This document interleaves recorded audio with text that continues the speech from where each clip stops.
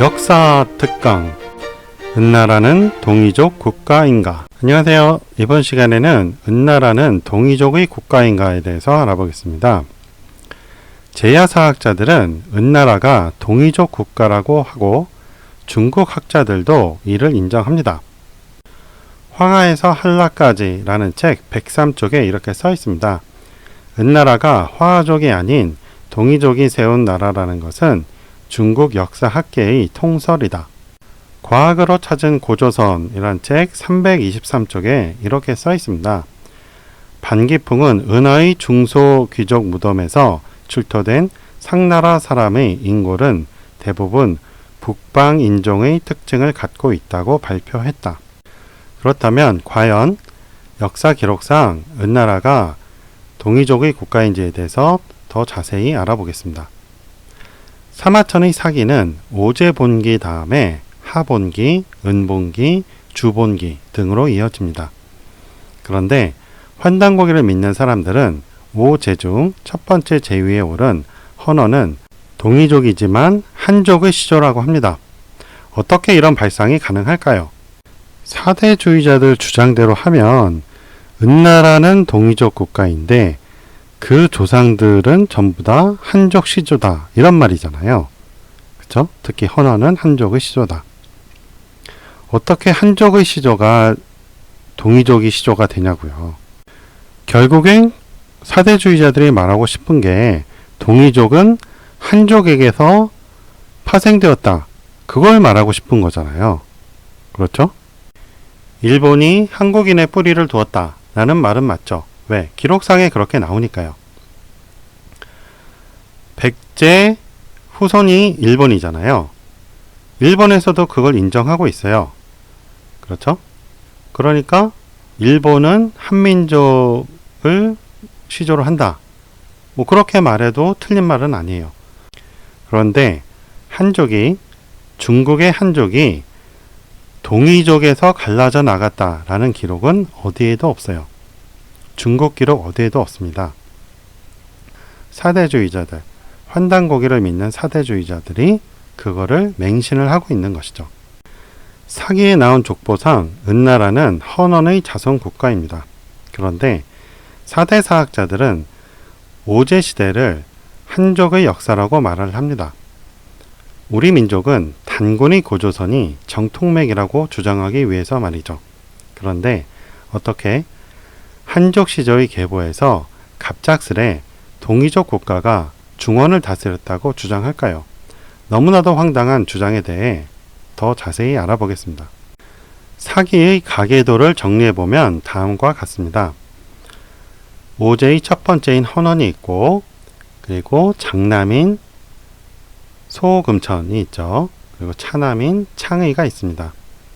소금천은 청양 또는 현효라고도 나옵니다. 여기서 소호라는 것은 태호와 소호라고 이제 구분해서 쓰는 단어인데요. 소호는 조선시대의 태자라는 뜻이에요. 그러니까 이름을 금천으로 했거나 또는 기록에 나오는 청양이나 현효라고 했겠죠. 소호라는 것은 태자라는 뜻입니다. 사람 이름이 아니에요. 조선시대도 보면 이름을 부른다기보다도 태자, 저하 뭐 이런 식으로 불렀잖아요. 그래서 항상 소호라고 써준 거예요. 그리고 소금천의 아들인 교국이 있고 그 다음에 제곡고신으로 이어져요.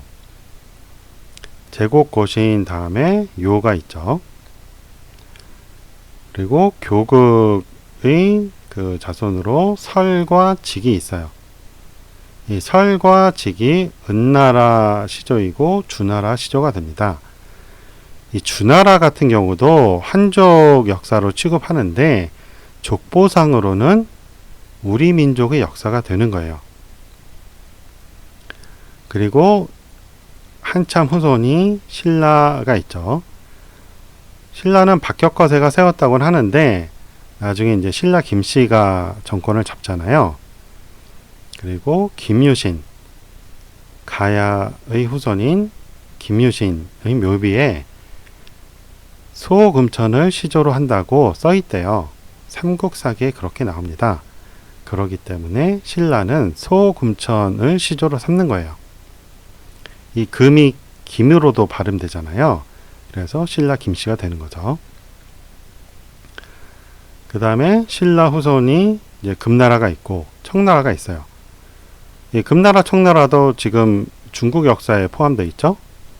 족보상으로는 우리 역사가 되는 거예요. 자, 그리고 차남인 창의가 있는데 창의는 동쪽 불압국을 다스렸죠. 소금천은 서쪽 고만국을 다스렸어요. 고만국 1만 2천리를 다스렸다고 하죠. 거리를 재보니까 그 유럽 문명 있잖아요. 고대 문명, 그리스 같은데 거기서부터 인도까지더라고요. 1만 2천리가. 그 나머지는 사람이 별로 안 살았다 이 말이에요. 지금 동남아 같은데 많이 안 살았다는 얘기죠. 날이 덥잖아요. 사람 살기 좋은데 주로 다스렸다 이 말이죠. 그 다음에 차남인 창의 아들이 고양이에요. 전욱고양이라고 하죠. 헌원의 손자가 전욱고양이 되고 이 전욱고양이 중왕국 1만리를 다스렸다고 기록에 나오죠. 그리고 이 전욱고양이 북방민족의 시조가 됩니다. 고양의 후손으로서 순임금이 있어요. 맹자의 순임금이 동이족이라고 하죠. 자, 그러면 그 부친인 고수는 동이족이겠죠. 그리고 그 조상인 고양도 당연히 동이족이겠죠. 그리고 그 부친과 조부인 창의와 헌원도 당연히 동이족이겠죠. 자, 족보상, 사기에 나온 족보상 이렇게 헌원부터 시작해서 쭉 동이족인데 희한하게 헌원은 한족의 시조가 되었다라고 주장을 하는 게 환단곡이에요. 그거를 따르는 사람들을 제가 사대주의자라고 말을 하는 겁니다. 자, 오제에는 헌원과 전욱고양과 제곡고신, 요, 제순이 들어가죠. 사마천이 정해놓은 오제예요. 근거 없이 한 건 아니고 그 전부터 그런 내용이 있었겠죠. 그런데 실제로는 제위에 오른 사람은 헌원과 제순 둘밖에 없어요. 나머지 3명은 추대된 겁니다. 순임금이 제위에 오르니까 그 전 임금들을 추대를 한 거예요. 전욱고양과 제곡고신과 요는 제위에 오른 게 아니고 그 밑에 단계인 왕에 올랐죠. 천왕의 지위에 올랐어요. 그래서 1만리를 다스렸고 제의 지위에 오르면 전 세계를 통치를 해요. 헌원이 전 세계 통일을 했죠. 그리고 그걸 이어받았는데 너무 넓으니까 장남한테는 서쪽 1만 2천리를 주고 차남 창의한테는 동쪽 불압국 아메리카 대륙을 줬단 말이에요. 그래서 둘 다 천하를 얻었다라고 사기에 나와요. 그런데 오제에는 속하지 못했죠. 왜? 이 둘은 중앙국에 있지 않았거든요. 소금천은 서쪽 다스리느라고 군자국에서 즉위를 한 다음에 서쪽으로 파견을 나갔어요. 그래서 서쪽 고만국 1만 2천리를 다스리죠. 그 손자가 제곡고신이 와서 중앙국을 다스리게 된 거예요.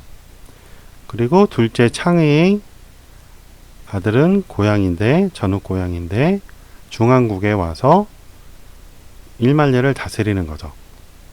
장남과 차남의 아들과 손자가 원래 중앙국에 와서 다스리게 된 거예요.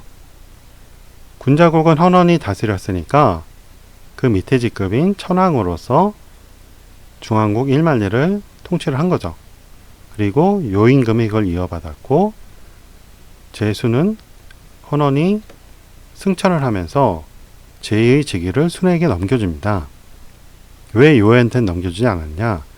당시 대홍수가 있었는데 그 치수를 못했어요. 요임금이.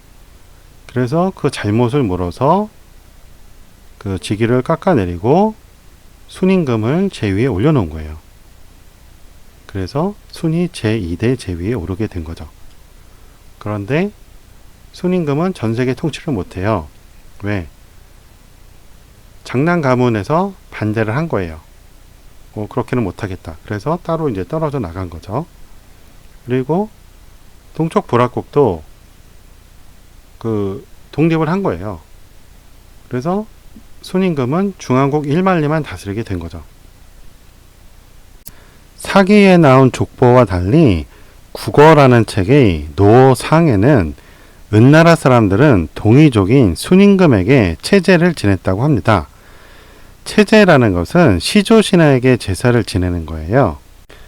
상나라 사람들은 제순에게 시조로서 체제를 지냈고 설을 조상 삼았다. 국어라는 책에 나온 족보를 보면 은나라는 고구려와 조상이 같게 되는 거예요. 어느 기록의 족보가 맞던지 은나라는 동이족 국가가 됩니다. 공자 역시 은나라 후손으로 동이족이라고 합니다. 사기 공자세가에는 예기 단궁상의 공구는 은나라 사람이다를 인용해서 공자가 죽을 때 스스로 은나라 후예라고 밝혔다고 나옵니다. 나는 본래 은나라 사람이다. 7일 후에 돌아가셨다.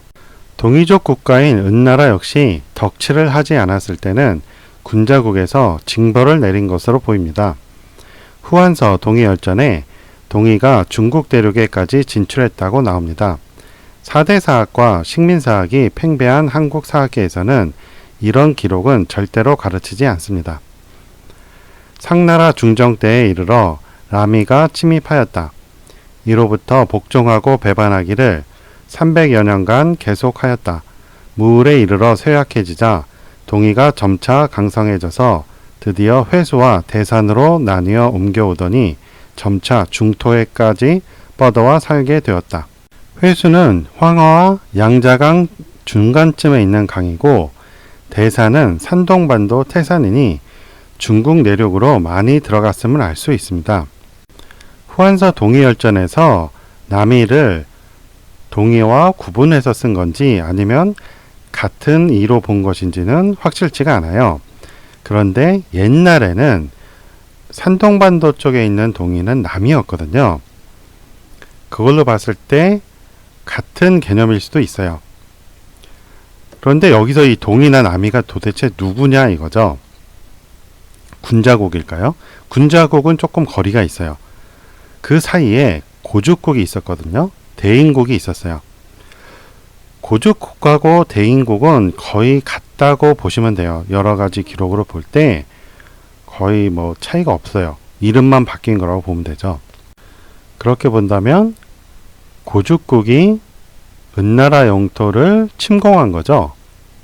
그렇다면 고죽국 영토가 현재의 요소에 있던 것이 아니라 해내, 천진 쪽과 산동반도 쪽까지 진출했다는 걸 알 수 있어요. 태산이 산동반도에 있잖아요.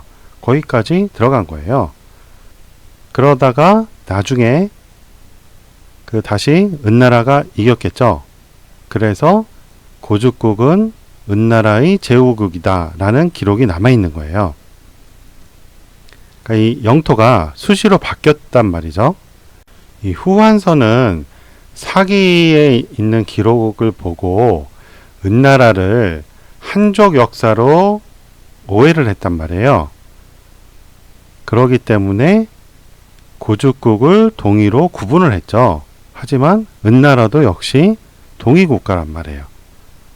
그러니까 동이국가들끼리 서로 전쟁을 해서 땅 따먹기를 한 거예요. 옛날에는 그랬더라고요. 의외로 제후국들끼리 전쟁을 많이 했어요. 그게 심해진 게 춘추시대와 전국시대죠. 그전에는 소규모 전쟁들이 좀 있었단 말이에요. 다시 사기에 나온 가계도를 보겠습니다. 이 족보를 알면 역사를 공부하는데 많이 도움이 돼요. 자, 이 헌원이 동이족이라는 글은 사기에는 없어요. 하지만 맹자의 순임금이 동이족이라고 써놨죠. 그리고 순임금에게 시조신으로서 체제를 지냈던 은나라도 동이족이라고 인정을 하고 있죠. 그렇다면 순임금부터 은나라까지는 동이족인데 어떻게 순임금의 시조인 헌원은 한족의 시조가 되냐 이 말이에요.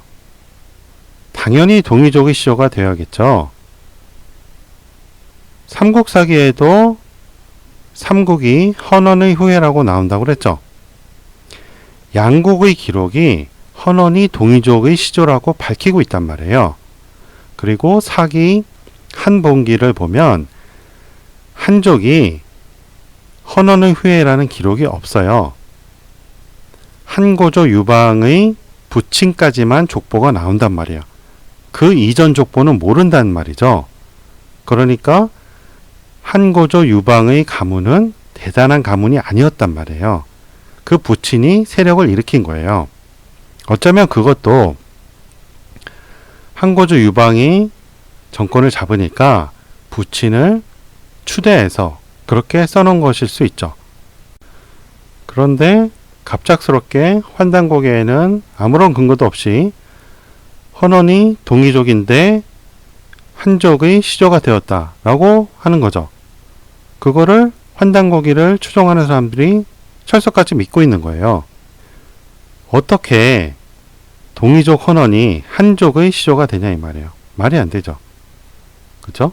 그 후손들은 동이족인데 시조는 한족의 시조다. 이게 말이 안 되잖아요.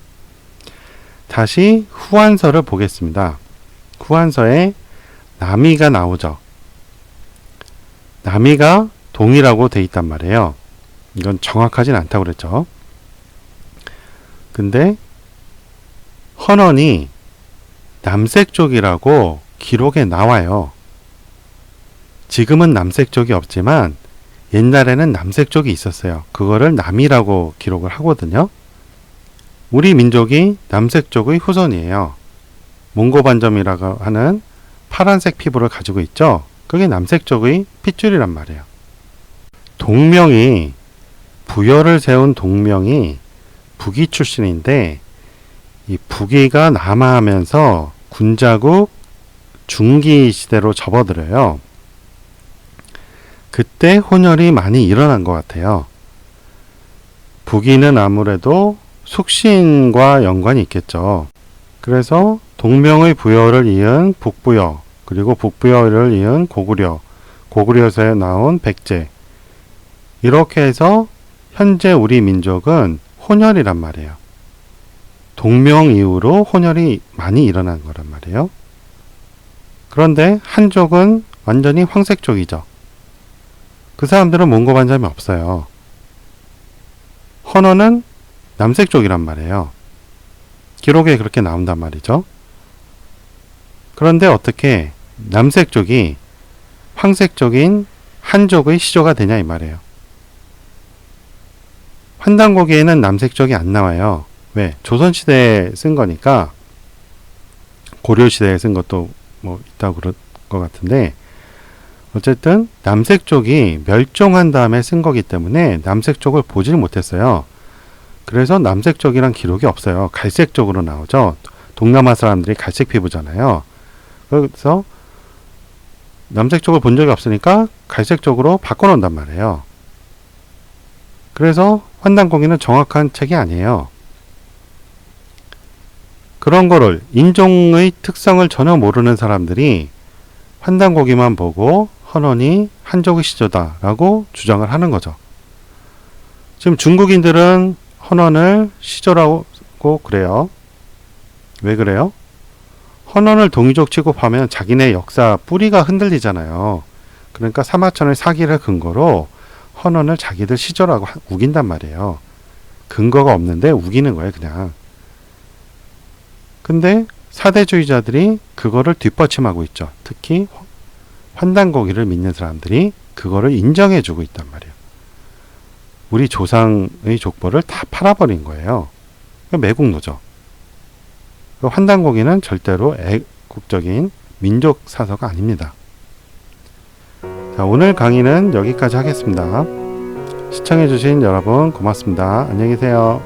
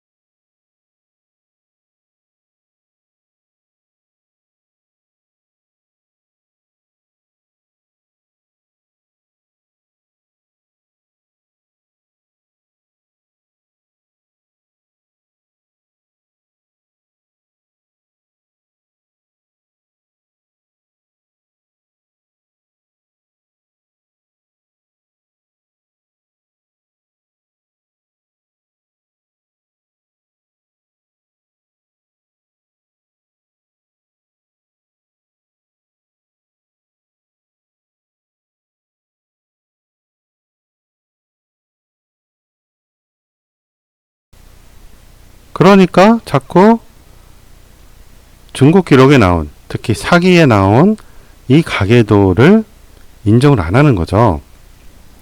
헌원이 우리 시조라는, 동이족 시조라는 거를 인정을 안 하는 거예요. 그래서 제가 항상 환단고기는 사대주의 사서다 라고 말을 하는 거죠.